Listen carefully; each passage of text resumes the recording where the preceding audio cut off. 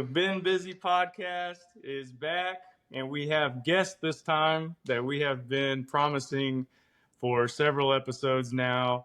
We've got Daniel and Ronnie from the Long and Thick podcast, which we Represent. definitely, yeah, good to have y'all. We definitely want to know more about the name of that because when Daniel first mentioned it, I was like, okay, this is awesome. But These are our people. yeah, That's right. We try not to yeah. take ourselves So too seriously. yeah, but Daniel's a personal trainer. Ronnie, I know you're a chiropractor in the area, and so Daniel, let's start with you. Just a quick introduction of yourself, what you do, and then we'll kind of go to Ronnie next. Sure. I'm a personal trainer. Prior to that, I've been mostly in the music scene, honestly. But what got me into fitness with people was I started as a very unhealthy person. I was small, emaciated. My eating habits, my movement habits, all of those things were pretty terrible. And then when I finally got a handle of that in my early 20s, really started to see the merit of that and how I was able to shift mindset, discipline, health, all of these things that plagued me for a long time. Fitness was the first step to getting a good foundation and a really good set of values and systems that kind of like locomoted me through life. And while also being in music for almost 2 decades, seeing all of my colleagues and people that I was on tour with constantly complain about their bodies being wrecked. And it's a rigorous lifestyle. It's not glamorous, it's not comfortable. So having a body and mind that's not going to fail you along the way has been super, super beneficial. And then kind of feeling the effects of that compound over years and then decades just became something that I'm like, okay, more people need to know about this, and friends and family that kind of drag their feet along the way. And like, you can kind of see the roadmap, whether it's a good one or a bad one, depending on where people's habits are in their lifestyle. So it's just doing the best that I could. And I know Ronnie will say the same thing. It's just, you can change your destiny at any time. And it's just trying to find a platform that's accessible and doesn't feel like used car salesmanship to get that moving forward and help as many people as possible. Love that. Yep, that's awesome. Yeah, we've seen you working with a lot of different people at the gym, and just kind of your passion behind it, and those people being receptive to what you're coaching them on. That's been awesome, and we'll get a little more into that. But Ronnie, I know you're on the chiropractor side of things, and that's interesting, as I know a lot of people, myself included. I've been to the chiropractor, but I usually wait till I'm injured, which is usually not the way to go. And I've got some, a buddy or two that also do the practice, and they're like, dude, you got to be more like consistent and proactive to prevent the injury. But no, kind of give us your background of like what led you to going that route and that profession, and just why you're passionate about that. Yeah, so I am actually not a chiropractor, but I practice alongside a bunch of chiropractors. So Okay. yeah, this is like the most common correction. So Correct us, please. We need it always. yeah, absolutely. We're just vibing. So my process into getting into this like whole world, I guess, really kicked off when I trashed my back, probably in like 2012, 2013, somewhere in that like space. I was pretty into like CrossFit stuff, and had always been sort of like athletic, like skater, fuck around, hooligan kind of person, need to be able to run from the police kind of vibes. And you have to stay fit for that. So eventually my path cleaned up a little bit, and I had this back injury, and I was navigating it, and ultimately I came across this acupuncturist in New York. I'm from New York, Long Island, and he was the only person who really like altered my path of pain and my whole like mindset around what was going on in my body. And I mean, I went into it so skeptical. My mom was like, why don't you just go see this guy? Like, really help me. And I was like, dude, this is nonsense. Like, and sure enough, he like totally blew the doors open on my expectation of what could happen. And so from there was like the seed planted of like fascination with like healing and helping people and learning how to be somebody who could see somebody come in with a problem and know what to do and not just be like, well, I plugged in your shit into the computer and it looks like you have a, like I don't want any of that. So, Dr. Ben and Dr. Lauren, who own the clinic that I work at, I've known for quite some time. My sister Irene used to manage the office. And so when I would visit Nashville and see her, I would get treated by them. And so I had a friendship with them for quite some time. Fast forward years and years and years, and I was exploring the option of going to PT school or chiro school. And in talking to a lot of different professionals, given my age, my past education or lack thereof, they were like, it's a big road that you're about to step into. So like an 8-year thing for like maybe making 90 grand a year is like, it's a tough thing to navigate. And so my sort of cheat code here, it was to go to massage school. I had a background in training stuff anyway. And then just keep growing clinically as much as I could with as many other professionals that modeled the type of care that I look to provide. And so ended up getting involved with them and part of their team. I've been there for a few years, and it's been a really interesting ride. It's been really, really cool. So, here we are. Yeah. Yeah, and you seem like very like movement focused. Just dive in that a little bit because Shyrah, I know you got some questions around that, and you've been really studying, and Daniel, you too. But like the importance of movement and flexibility, and how that prevents injury. And we're all active people here. We all enjoy movement. We all enjoy working out. Nothing pisses us off more when we can't do what we want to do. Yeah. And a lot of other people are that way too, and such. But like, kind of go into detail a little bit on just like how. And again, yeah, you're chasing cops. It's always the fat boys that get caught. I'll let you make that comment. So, right. but yeah, you don't have to be the fastest. You just have to be the second slowest. Yeah. You just can't be the second slowest. Yeah. But dive in on like that movement piece a little bit, because again, I know all of us have been pretty interested in that recently. Yeah. So I think in terms of somebody coming in, there's usually, like you had alluded to, like a movement problem or something is wrong. Typically, there's not. I see a handful of people, mostly from referrals at this point, that are like, hey, I'm trying to get ahead of X problem. This is something I'm interested in, jujitsu, skateboarding, whatever the thing. And they're like, I'd rather not blow out my knee. So like, what can we do? The first thing I'm looking for personally is going to be through like the lens of PRI, which is Postural Restoration Institute. They teach a bunch of table tests where I'm basically looking at like the orientation that somebody's currently in, meaning like, are they favoring one side of their body? What is their like shoulder limitation look like? How's like cervical rotation? Like basically getting like a little bit of a snapshot of like where does your brain want you to be in space right now?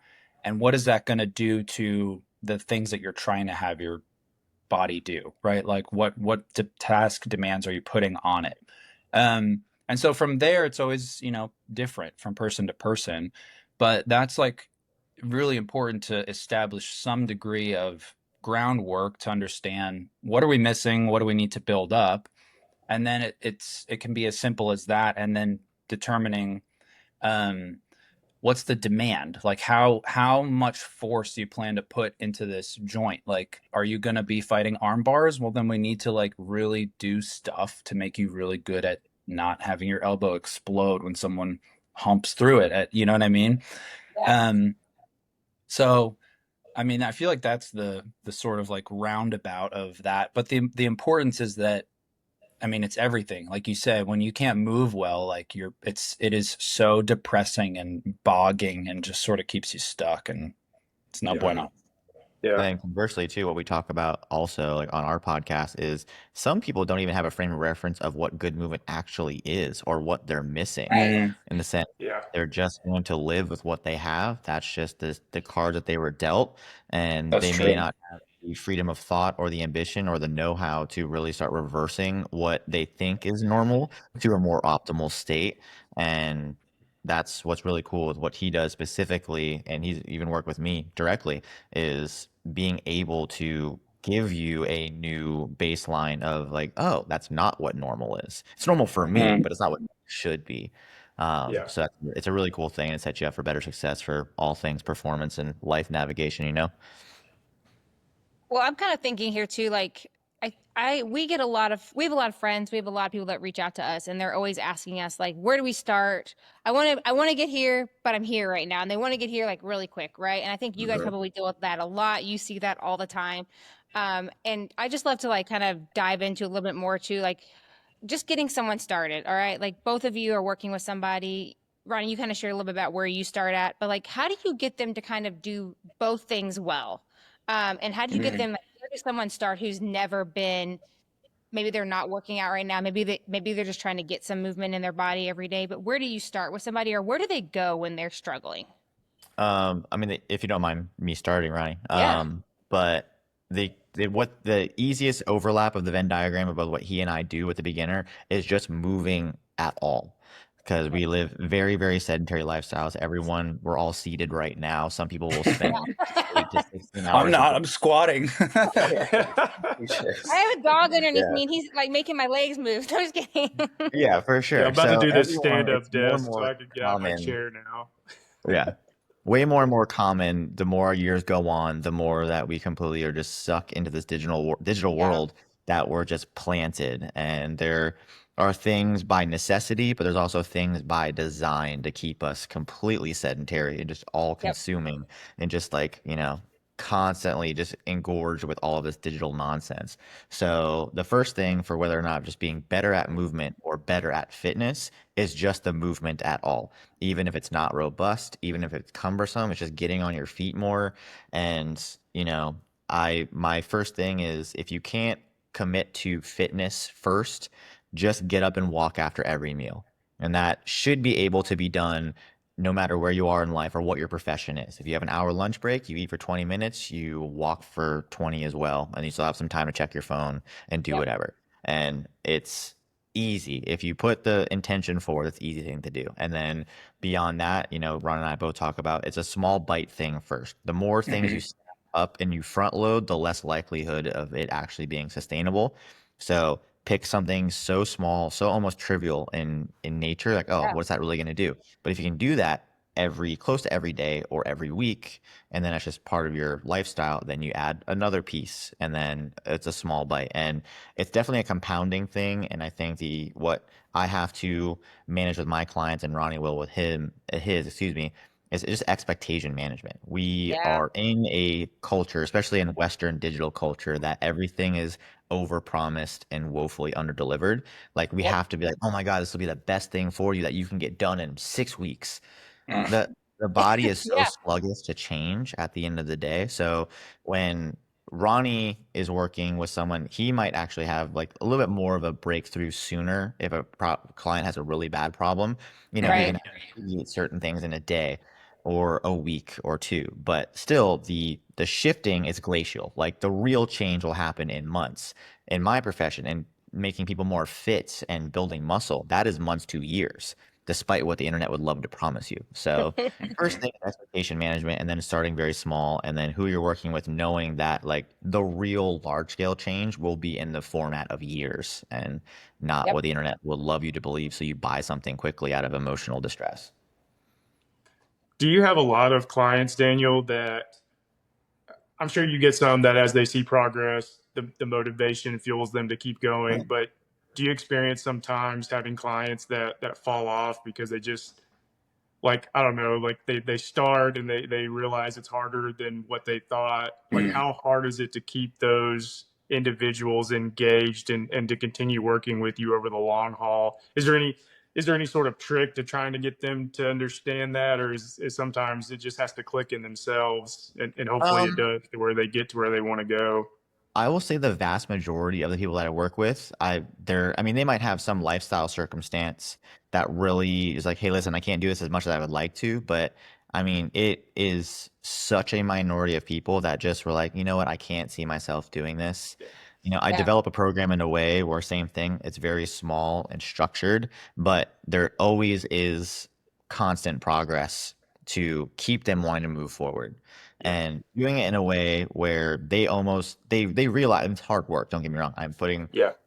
a good amount of physical expectation on the people that I work with, but it's also different than what they might be used to prior. A lot of people come in with a fitness background that if they were either training themselves or working with a trainer before, it's you know 40 to 60 sets, next to no rest periods, all going, oh, this is going to get you ripped. And people are just getting burnt out. They're Yep. Yeah. constantly Yep. inflamed. They feel miserable. So when I usually start with people, people are often surprised at how little we're doing compared to what we used to. Like Yeah. trying to fill an hour, they're like, oh my God, we can just be doing this and this and this. I'm like, nope, you're sitting there on your hands and we're resting, allowing your body to recover properly within the workout Yep. to get the best out of our next set. So we might be doing a quarter of the work that they're used to doing, Yeah. but they are gaining momentum and strength at least twice as fast, if not faster than they were before. Yeah. So Yeah. And it's the less is more approach. okay. And Shire Not may have a question focused. here Like when they because see that it is also empirical, because most people when they're working out, they don't see results empirically. They see what they Right. think is results by how hard their workout is. Like Mhm. you guys have done high rocks and you haven't, it's still empirical. Did you Right. do this in this amount of time? Yes, I improved or I did not improve. I need to work on something to get that time down. Most people live in a constant state of, even if they're following a program, they're not tracking where the progress is actually going and they're just relying on their internal feedback, how tired they are, how much they sweat. Yep. If they're inflamed or pumped, that must be a good workout. But Mhm. for the people that I work with, it is empirical. So it is irrefutable that we're making progress. And that keeps most people, the vast majority of people, on the same path and wanting to continue. Like, oh, like I see the roadmap now. I see how this can move forward. And then they fast forward a couple months and they already feel better. They look better. Yeah. And there also is a tiny bit of like dopamine Yeah. addiction because like, well, I want a new PR. It's close to Oh everybody. yeah. So sure, it's a good addiction to have, but that's what keeps people coming back, I guess.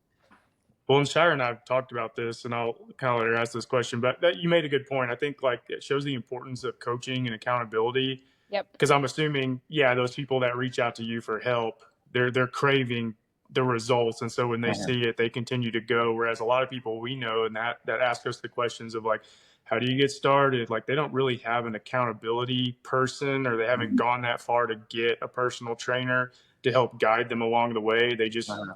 look on Instagram and see some fad and they try it, and then when it Yep. doesn't work, they give up, and they're in this Sure. cycle of like just no results because they just Yeah. don't know where to go. So like I think like what you said, you have very little attrition because these people have reached out and there is a game plan and they're seeing results, and that's something that I know Shira specifically like we get so frustrated at people like in our friend group and they ask us, and I'm like, well, you gotta like get some help here. Like you can't just Mhm. do it on your own. Like we can tell you all day, but you got to get somebody some accountability there. Yeah. And I I mean, think you're both making. Ronnie and I are coaches with respective clients of various degrees, but Yeah. anyone can coach someone. A Correct. good coach will take all of the factors of their lifestyle and synthesize it down to the smallest, most easily accessible thing first, and Mhm. then build that out once they're actually effective at the small pieces.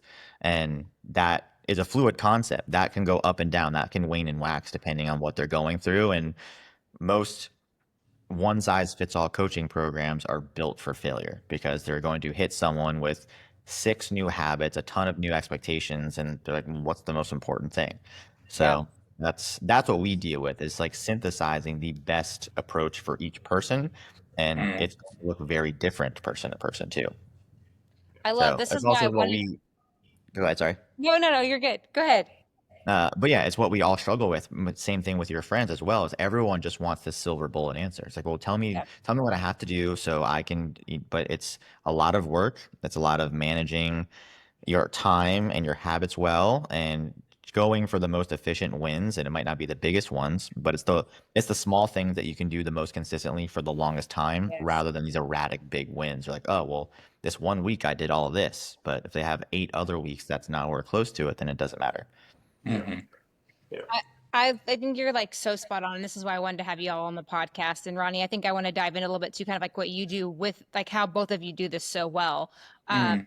I'm just like I'm in the world. I'm almost 40 years old. I'm a woman, and everything I see is an influencer on fitness right now. And Mhm. it's like quick grabs, right? And you hit the nail on the head. Like it's starting small. It's not just jumping in and diving into the pool on the deep end and trying to swim. You're learning how to build a foundation for your life, whether it's setting yourself up physically the correct way with movement, or whether it's weightlifting, whatever it may be. You have the tools to build a successful lifestyle. And I think that's where this really like kind of dives into me, is that's why your clients stay with you, because you are building something that they can believe in as well, and they Mm. see the growth in it, because it's not just quick and then, oh my gosh, what do I do now? And So we them also. It's like, if you leave, yeah, I'm gonna find you. I know where you live. yeah. We're in a small community here. Um, Mm. but I wanted to kind of dive into, Ronnie, like people. I have a lot of friends. I have a lot of people that I talk to and communicate with, and they're like, they're lifting, they're trying something. Okay, right? They don't have a Daniel, and they don't have a Ronnie. Where do they start when they're injured? You know what I mean? Like they're like, I'm getting hurt. I'm CrossFitting a lot. I mean, we came from a CrossFitting background. We love CrossFit. Mhm. There's so many pros and cons. We know that. Mhm. We talk on that all day long, but Yeah. they're overworking their body in a lot of ways, and they're injuring themselves. So like kind of just start like a little bit too with like kind of what Daniel said, you start small. How do you get them to see progress, and how do you help them believe in this for their lifetime, not just a short time when they're injured? Yeah, that's a great question. Daniel started to unpack some of it in terms of I can see all the people's faces and how antsy they are in between sets when we're training, and they're like, all right, like next. They're like a dog ready to, can I do more? And I'm like, no, Yeah. chill out, sit, wait. And so in that time, I'm gonna honestly, I'll say that to talk. Chris, Ronnie, when we're working out. Chill, sit, wait. I have to You tell put him. it on a pen so you could play it like Yeah. yeah. But I think that a lot of times I find myself rambling and explaining things to people, whether they're sort of trapped with me for the hour, right? So um, I'll start to explain why. Like this is why we wait. Like your nervous system needs this time to reset. Like and start to give them nuggets of information that feel like they're now empowered to understand why they're behaving differently. And so there's like another piece of the puzzle to, instead of just being like, I don't know, someone else said do this different and other people say they're right, but are they? Like, this doesn't feel right, whatever. Like, Yeah. it's one of those cases where you might feel like you're doing the wrong thing by not doing enough work, and actually you're screwing yourself over by overperforming, trying too hard. When it comes to injury, um, the biggest thing is going to come down to like if you're stuck in this like wormhole of, I have a blank, a bad this, I have, it's always been a thing, my ankle, my whatever your thing is, it's like that's part of, I remember volleyball camp and blah blah blah. It's like, How if does it that's your always thing, volleyball? sand volleyball will fuck you up, man. Yeah. You dive for that ball, you weren't ready. um Tara Labrum. It's real, but whatever the thing is, it becomes part of like someone's identity. That it's there's so much more that's happening there that you have to start to unpack with somebody, to help them understand some of their own pain signaling, their expectation, their anxiety around it, the emotional tie into, what if I get hurt again? That means I can't work. My kid's gonna whatever, yada yada yada. The story goes on. Like, all of these things are deeply interconnected. And he was talking about how we navigate that the best we can from individual to individual, because it really is so unique from somebody's story and how that impacts them. So when you're injured, if it's not getting better, do something else. Like go get assessed. The more time you waste not doing that, the worse and harder it's going to be to unravel that. And it's not like a fear mongering thing. It's just a reality. Like the more there's a strength training saying, like greasing the groove, right? Like it's the same idea as warming up. You do like a couple light weights, whatever. You're just like priming the system. You've been greasing that groove of a shitty ankle for like 12 years. It's not going to suddenly unlock when it just does that big pop one day. Like, so people need to take some onus and go and deal with it, and like be ready for what that means. And if they've been putting it off to the side for a while, it's going to take time to undo. And so yeah.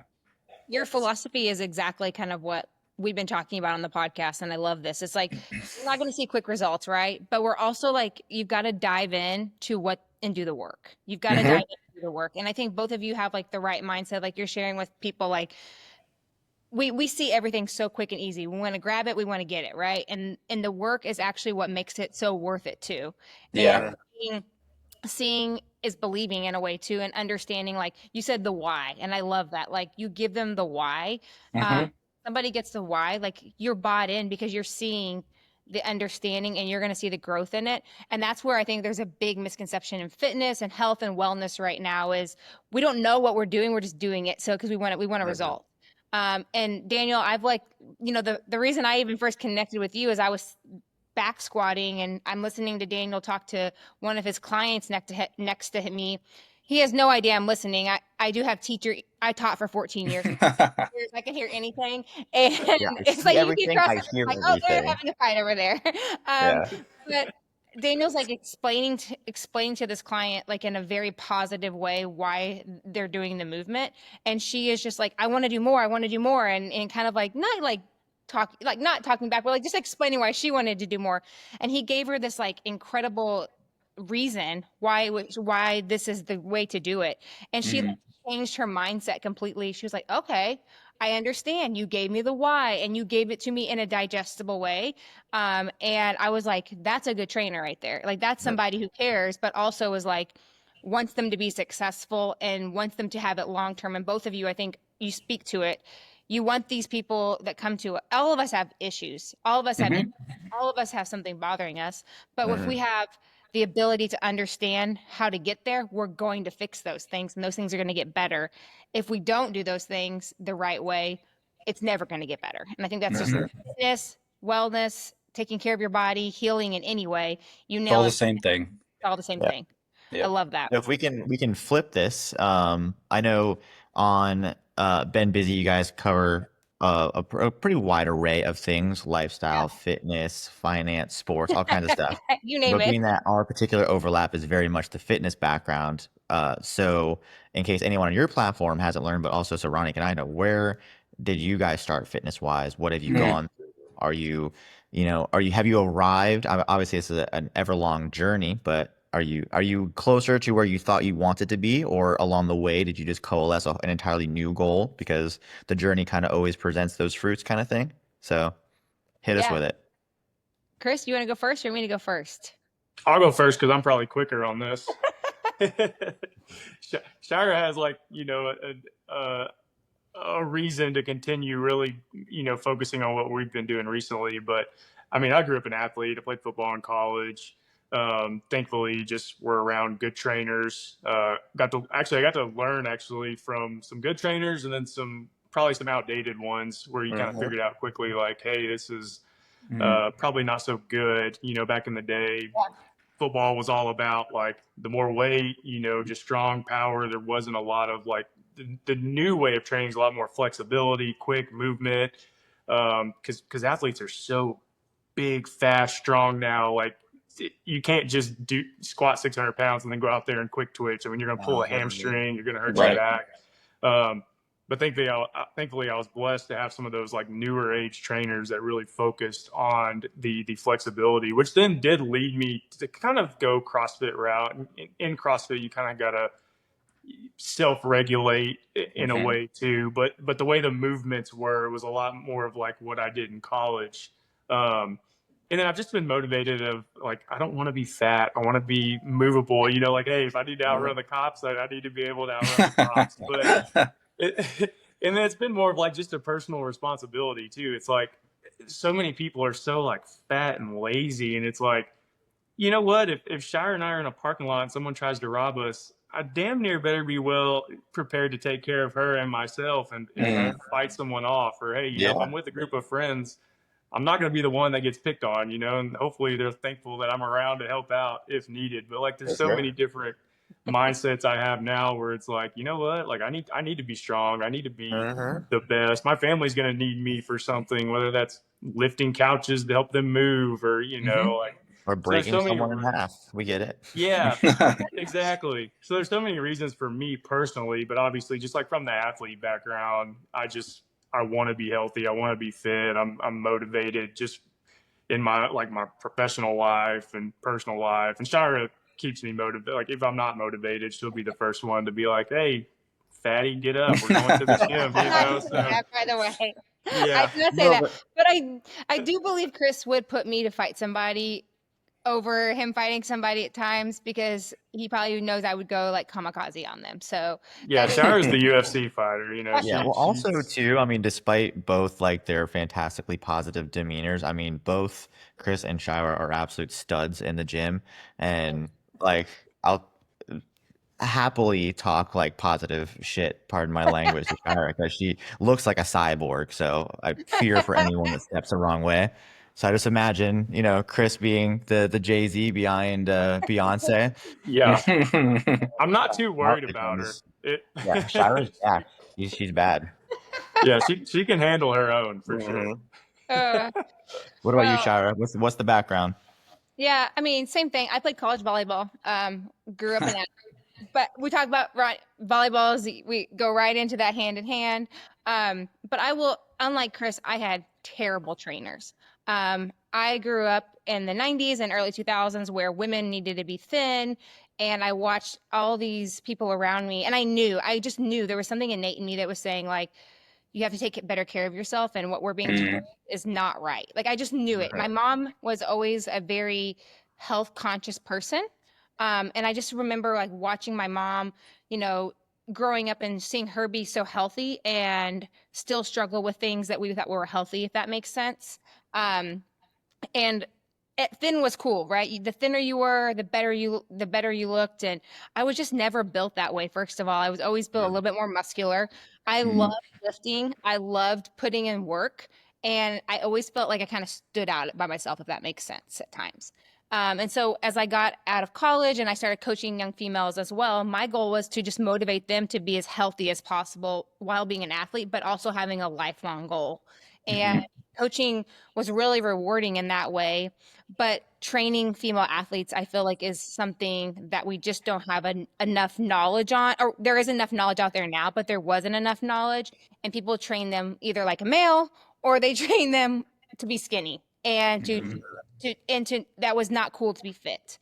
And my goal in life, I grew up with a heart disease as well, and had heart surgery at 13. And then now as a type 1 diabetic, my life depends on being healthy. And my goal is to be as strong as possible I can be. So, you know, hitting 40, I don't want to deal with things that I have friends that are dealing with or know people that are dealing with at my age. I already have enough shit. So like I focus truly on movement every day for not just for my mental, but my physical health. I believe that truly my fitness journey is just starting in a way, if that makes sense. I like a challenge. Like I'm up for like, if I do a high rocks, sure, I'll do a high rocks. But I also, my personal goal is to be as strong as I possibly can be. And I want to be deadlifting 300 when I'm 80 years old. That's my goal. Oh yeah. And so I just think there's something to that. And when you work out, you get something that most people don't understand, right? Like we talked about dopamine a little bit. I think there's so much more to it, to be honest. Like it creates confidence, it creates an energy for you to get through your day. And I hear people say, I'm so sluggish, I'm so tired. And I'm thinking, just a little bit of movement, what it would do for your life. Uh-huh. Yeah, it feels very counterintuitive though, because you think you're pulling from like a empty battery.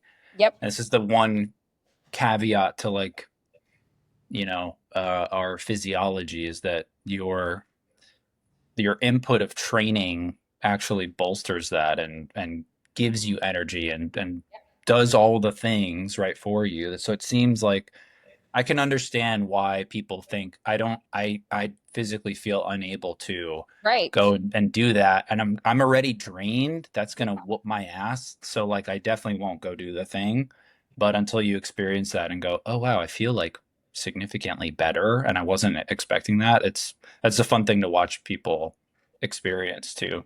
I Mhm. agree. I think there's just it's so empowering. I remember seeing even my young teenagers as I would get them in the weight room for the first time, and I'm teaching them how Mhm. to properly squat. Like we're not doing any barbells. We're using, like sometimes we're just using a broomstick or we're using nothing. And like just the high that those girls got off of just learning how to do something correctly and the movement. They Mhm. felt like they were like they could crush the world, and that's what we Yeah. want. Like there's just something to it, but you have to understand it's very hard to get there sometimes, that first Yeah. step. And that kind of is a great segue to kind of where I really like to ask for both of you. Like, how do you get somebody like, and this might be a little bit, but what are some like non-negotiables like for your daily routines, mentally, physically? Because it's hard to get started, right? So like, Mhm. what are some non-negotiables? You said, Daniel, you talked about starting small. Like, what are things you guys do daily with your clients and with yourself even that are just non-negotiables to get started to living a healthier lifestyle? Yeah. I You mean, want? you go ahead. I was gonna say you take the charge. Okay, fine. Um, no, I mean the big three is just some sort of resistance training, a good amount of movement. I mean, there's all sorts of metrics around reducing early cause mortality, with just having a certain baseline of step goal, 8, 10, 12,000, whatever you can muster.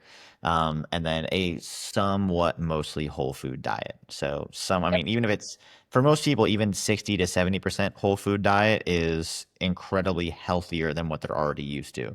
Some people are 100%. always on the run, super processed, fast food, boxed stuff. So that's like the big three, with the immediate fourth being work on your mobility. That would be it for Love me. that. It's just like resistance train. If you can get two hours a week, will change your life. Like Mhm. Love that. completely. You don't have to be in the gym. I mean, I used to do it. I used to overtrain Yeah, to me too. freaking bad, and I was in the gym 14 plus hours a week. And I now am no longer close to that. And I sit there for about 3 hours a week, all in. And Yep. I do the same thing with my clients. I can pretty much recreate similar results across the board. 2 to 4 max hours a week can completely change someone's physique from 6 to 12 months on. So yeah, it's just a little bit of resistance training. Even if you only make it twice a week, huge. Mostly whole food diet, like just more than half of what you do, not hard, Yep. and just try to stay on your feet more. That's like the easiest non-negotiable way to get the most result. And I think we can all agree, whether it be ourselves, friends, colleagues, clients, whatever. No one has ever gotten fitter and then been like, you know what? Actually, I like the other way better. Like no one. It doesn't Yeah. exist. Like It's a Yeah. good way to so. put. That's a good way to put that. Nobody Yeah. regrets being in better shape or No, healthy or no, feeling no one ever better. was like, you know what, I actually had a better Never. life the other way. So it's just getting people started and, nudging people or ourselves. I mean, none of us are perfect. We'll all fall off a Right. little bit, but it's just like, what's the alternative? It's always going to be negative. Like, as long as you stay Always. on the path, it's a compounding positivity moving forward. So, Yep. I love it. Yeah, I would say some non-negotiables are. I mean, they're all the same. I think the problem we face is that like everything has become so complex, and Yeah. there's like so much. We're in the age of like, if you're a trainer, like you alluded to a little bit, like we had a good or bad trainer, which are very real things, but like, is good somebody who knows like the intricacies of like every ligament in the humerus, and they can like, Mm-hmm. right, like how detailed do you really have to get? Fucking go outside. Yep. Go for a walk outside. Have you been outside? Then I don't even care about the rest. Did you go to sleep before like 3 a.m.? Like, you know what I mean? Like those, if we're talking about somebody starting like so early on, you gotta clean up your sleep, eat decently, and go outside and move.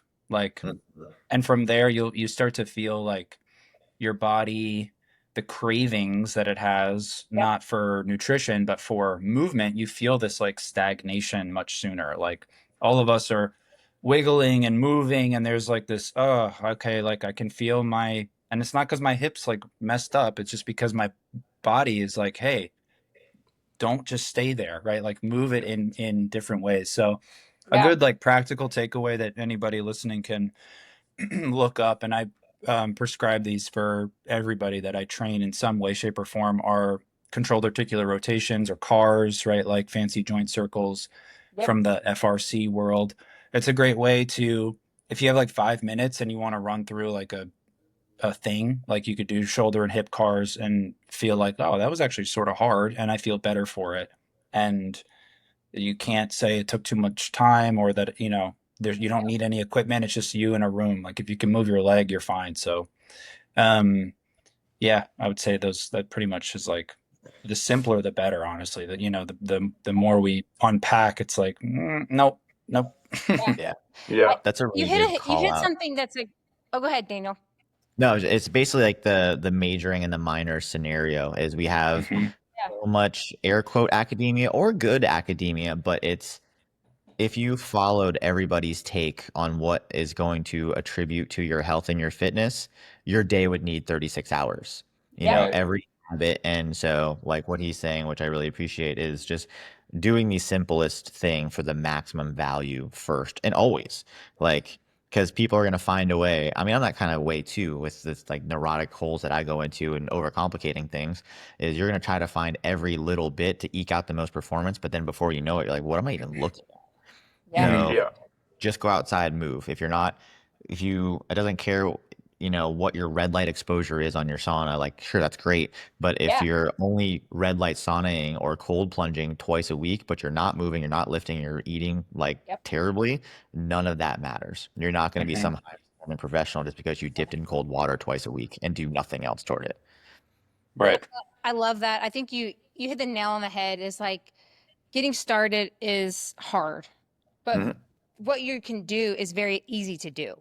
Yes. And the other stuff is like, so I feel like it's so cloudy right now, and that's why I think I love what you both do is you really bring it down to like the baseline level, to like, this is how we actually do things, and this is the right thing to do, this is how our bodies move. But like, this is kind of going into my next thing I really wanted to share is like, how does somebody, there's so much social media, there's so much like, I just say bullshit, to be really honest, out there. And even for myself, I have to like Yeah, really it's tunnel part of our vision. mission statement, so we get it. Yeah. Yeah. That's why I wanted to, like, that's one of the main reasons I wanted to bring you guys on today too. Like, how do you decipher through what's real and what's not real? And how do you help people overall just like say like, this is baloney, to be really honest. And you guys can kind of go into that mission statement about because I want to hear more about your podcast and kind of what you believe in on that, but share that mission with us. Ronnie, kick the door in. Okay. Yeah, please do. Yeah, I mean, I think a few thoughts come to mind when you're trying to get better at anything, finance, life, a relationship. I mean, whatever it is, like there's no bigger cheat code than to have like some degree of a mentor. I think about this patient that I have who I work with now pretty like in depth, like to quite a high level. And one of the things, they're very young and very successful. And one of the things that I was really taken back by spending some time with them talking, because, you just start talking and hanging out in a lot of sessions. And the more you see people, like Daniel gets it even more than I do from the frequency standpoint. But there's a degree of like intimacy inherently built into having a door closed and you know, when we're working on someone's body, like you can't really escape that. So you're very much there. Um, but you know, the biggest cheat is like there is some way, shape, or form that you can invest your time and money into a mentor that is like appropriate for your current circumstances. So if you don't have 10 grand to spend on like a mentor, there's still $100 version. Is it as good? No, but like you need some kind of North Star of someone who's ahead of you to like help you navigate that stuff. And then on the flip side, I would say one of the most challenging things to instill in yourself and other people is like to really become your own scientist with your body and like not go so far that way that you're like fuck everyone, I am just the truth, and like my reality is my reality. Like that gets hairy quickly. But like, is carnivore the best? No. If you did it and you experimented and your life is better, like fine. Like there needs to be some degree of just like a kid going and exploring and falling and getting hurt and whatever. Like, how did you know that you can't climb barbed wire? Because I ripped my shit up climbing barbed wire. Like I didn't know, but now I will never forget. And my mom told me, and my uncle, and the teacher, and all the people. But it doesn't matter until you've lived it and internalized it. So I would say some culmination of those two things really need to coexist to build the confidence within yourself so that you can see something and not go, oh, wait, like this guy like said this, and that you don't need to go check with your person, and you can just like it's a skill. You're not going to be good at it. You're going to get it wrong. We get it wrong. No one's just right about everything. So you know, you have to just like be willing to deal with the uncertainty of it. But at the end of the day, that's why I keep hammering home like the simplicity of human bodies are like light, breathing, eating, and moving. Like, do you have a community? Like, are those things intact? Then there's like 95% of it. Stop getting like, unless you're in the NFL and or an Olympic athlete who needs to take that 0.02 seconds off of your track time. Like, I don't care about the degree of your valgus knee to like this, like it's so irrelevant. And for them to grasp that that's their own journey and thing. Like, but it really is, like you said, it's so hard, but it's so simple. Like, stop overcomplicating, simplify, reduce it down. I think is like the best takeaway. Yeah. That's amazing. I love the mentor thing. I think that's like huge in life and everything that you do, but you just nailed it on the head. Like we need people, we need community. Like that's why we're doing this. Like I tell Daniel, we talk about this all the time. Like Nashville needs more of a fitness community that really support each other and support and fitness, wellness, health, everything. Like support the right things and support people that are doing the right work. And I think that's just a huge piece of your puzzle too. Is what you're sharing on your podcast is the right ways of doing things, and it's not always easy, but it's not that hard either if you think about it. Yeah, and we've done a lot of our own experiments, and we've failed at a lot of things, and we've taken on projects that was imparted by someone else that like, oh, this is the best way to do it, and we've exhausted those options, and we're able to take away the knowledge of like, okay, we see the merit in this, or okay, we were just sold a bad bill of goods, and that's okay.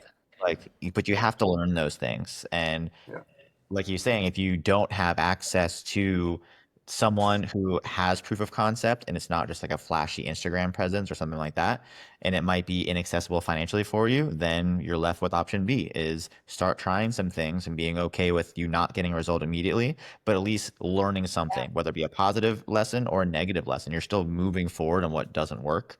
And that's always going to be the journey, you know, from point A to point B for as long as you're on this earth. Hopefully you're taking on new challenges and new things to kind of rattle your understanding to get more knowledge and wisdom. And that can be done internally, externally, whatever. That's just the nature of the game.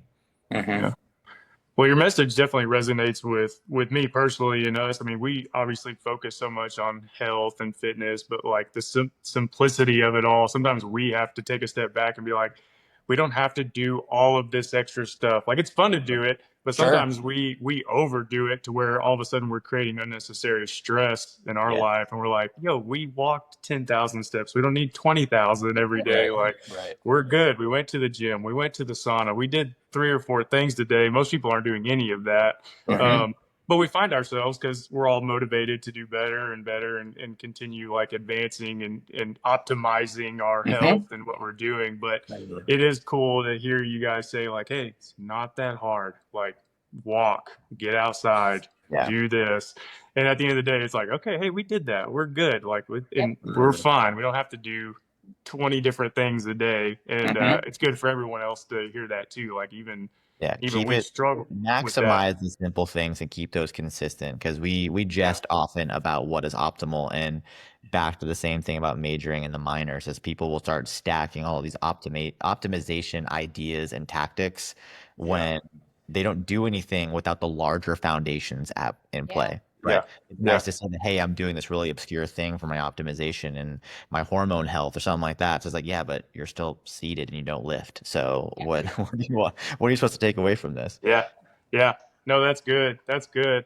And well, one last question for you guys. Obviously, you want to end with the Long and Thick podcast that you guys have. By the way, Chris has been like all around the house, like, do you know the podcast? I'm like, honey, yes, I know the podcast. I know, I understand. He's like, I don't want you to mess it up. I'm like, honey, I know the name of the podcast. I'm aware of the name. It's great. Like, yeah. Well, my question is like, how did you come up with the name? Because what's funny is Shyrah and I came up with our podcast name at the gym 5, like in the middle of a lift is where we came up with our podcast name. But how did you guys come up with the name? And then just what's the vision for it? What are you trying to accomplish? And what would you like it to do for others? Yeah, go for it, Long. Yeah, I mean, it sort of spawned. Daniel and I had been on I guess this is all pre-Japan. So we as we just like became closer friends, we started going to a lot of different coffee shops. We both really love coffee, and so we were just like exploring, and we would have sort of check in and hang out pretty much like weekly, if not at least bi-weekly, on Sundays, and like go and find a spot, talk about the coffee, hang out, talk about whatever, just like all the stuff, right? Clients, work, our own goals, all that kind of stuff. And then I'm pretty sure it was your push to be like, why don't we just like take this exact thing and bump it into like a podcast? Like, we're already doing it. All we'd have to do then is just set up some stuff to record. And so we were out to eat somewhere, and we were thinking about names. I'm very appreciative of his just like he was like, yo, let's do this. And I was like, all right. And then in like 3 minutes, he's like, hey, I got the website and I made a Gmail. And I was like, holy shit. I was like, dude, it's been 3 minutes. Yeah, I was like, all right, respect. That's like, Chris Ronnie for me. That's Chris. Yeah. Otherwise, well, it's also like, this is a self-improvement journey for myself doing this, because that's not usually me. I'm the type of person that would be, because we started formulating this in December of last year. Okay. Normal me would have his way. It would be now before we even launched, because I would be just perfecting all the things. So knowing that was on the horizon, I was like, no, I cannot let this be another one of those things. I can't let us just like circle the drain and not do anything. So that's how that came. And the name is honestly just, it sounds like an innuendo, and neither him or I are serious people. And full disclosure, talking to Chris and Shyrah beforehand, it's like, our whole premise is, yes, we're trying to help people, but we're also two idiot miscreants with really bad mouths. I'm like, you sure you want us on your platform? Because Chris and Shyrah are like the most positive people on earth. They're constantly beaming and smiling. I've never, aside from Shyrah saying bullshit once, I've never heard either of them use an excuse ever. And it's like every third word for us. So yeah, the Long and Thick podcast, we enjoy the innuendo of it because it makes your brain go some really strange places, obviously. But it's just a on the nose on him and I, because Ronnie is a taller, more slender gentleman than I. He towers over me, and I'm a shorter, broader human. So long and thick came to be. Yeah, Yeah. It's great. that's awesome. That's awesome. I also just appreciate life is so serious, right? Like everything is so serious, everything is so intense. I just want to go back really quickly though to how you all started, and I just want to encourage people to make those connections with people, and that connection piece, you never know where it can go, because I think of that all the time, like coffee I've had with somebody and I'm like, look where that's at now and look where that can go. I just wanted to like encourage people to see like where you guys are, and Daniel, like you said, like just taking a leap of faith in a way and like saying, I'm doing this, like this is not gonna be perfect all the time. That's okay too. And like, I think we probably all grew up like having to be perfect. We felt like we had to be perfect a lot of times, or it had to be done the right way. And I think that there's just a lot of power to that, and a lot of I just want to encourage people to say like, you can do things, you can do tough things. You should just do stuff outside your comfort zone always, because Yep.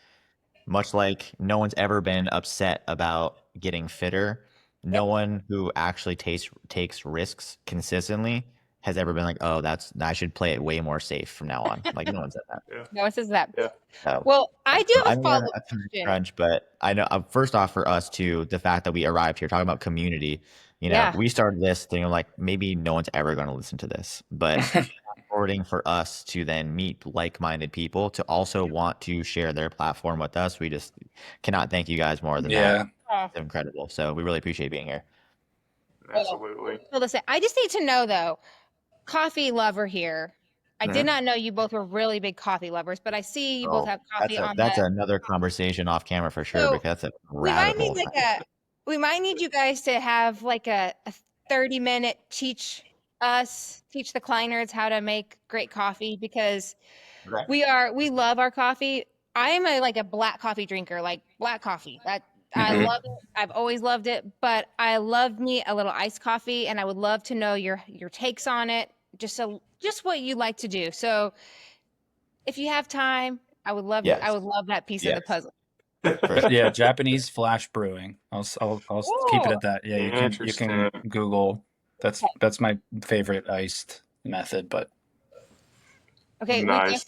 we're definitely gonna have to do I need like a follow-up on this, if that's okay. We'll make an episode too that could just be our recipes. Of Are You Addicted to Caffeine, and how do we make it worse? Yes. I have a few friends that listen, and they know exactly where I'm going with this. Like, they're coffee connoisseurs as well. And it's like the conversation all the time. Like, how do we make, first of all, I will go spend money on coffee, but I love to make my own way more. Like, there's so much love to that. So, no, you're talking to two ritualistic people when it comes to that. So, love that. Well, Daniel, Ronnie, really appreciate it, man. I Absolutely. can't wait to share it, because I think a lot of people are going to enjoy the conversation. I know, like even me, like again talking about simple, like I took pieces from it, and I can't wait to listen back to it myself again and just take some more notes and thoughts from it. But man, y'all keep doing what you're doing. I'm sure we'll do another one of these at some point as we get down the road, and there'll be more for us to talk about. But again, thank y'all both for coming on. We appreciate it. Yeah, thanks for having us. Thank you. All right. Take care. Have a good one. Enjoy your Sunday. Bye.